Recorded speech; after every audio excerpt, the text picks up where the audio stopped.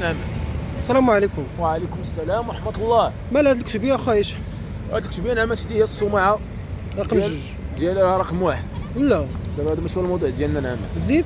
الموضوع ديالنا هو كاين واحد الناس السكاتفة. علاش السكاتفة؟ ما معنى السكاتفة؟ السكاتفة يعني فليب، ما معنى فليب؟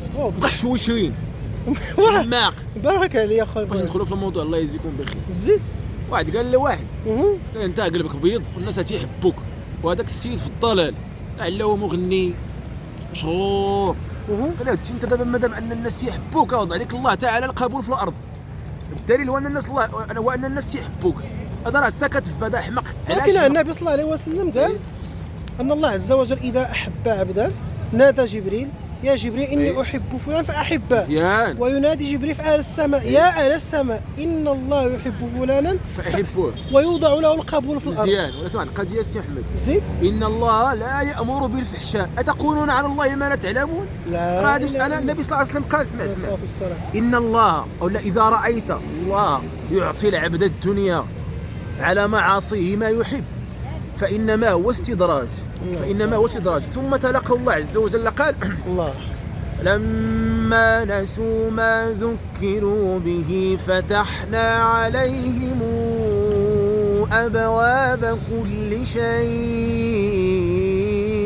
الله حتى إذا فرحوا بما أوتوا أخذناهم بغتة فإذا هم مبلسون.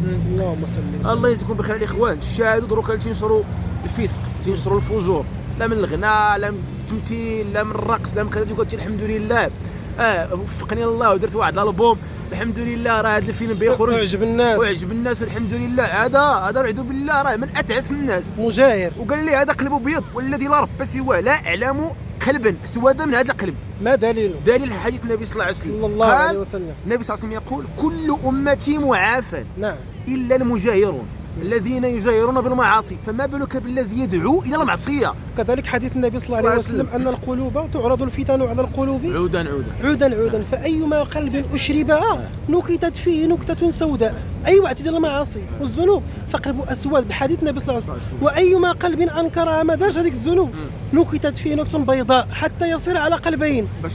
اما قلب مثل الصفا لا تضره فتنه ما دامت السماء والارض، او قلب اسود والعياذ بالله كالكوز مجخيه بحال كاس مقلوب. لا هاد الناس الله يجزيكم بخير والله الا هذه صيحته مشفق. الناس اللي تبتلاو بالتمثيل تبتلاو بالغناء تبتلاو بالفسق وتنشروا هاد الشهاده في الشباب وكتقول الحمد لله وتضحك وتخرج تصور مع الاخر ويجري مع الاخر. داك الشيء كله هو كذب بهتان.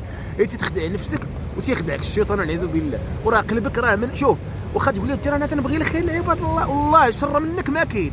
لكن انت تتحارب الدين الله تعالى ومصر على المعصيه وتفتن عباد الله. والله تعالى يقول ان الذين فاتوا المؤمنين والمؤمنات ثم لم يتوبوا فلهم عذاب جهنم ولهم عذاب الحريق. الله تعالى يتوب عنا وعنكم امين وان يهدينا وان يهديكم. امين. السلام عليكم. الله يجزيك بخير الحبيب.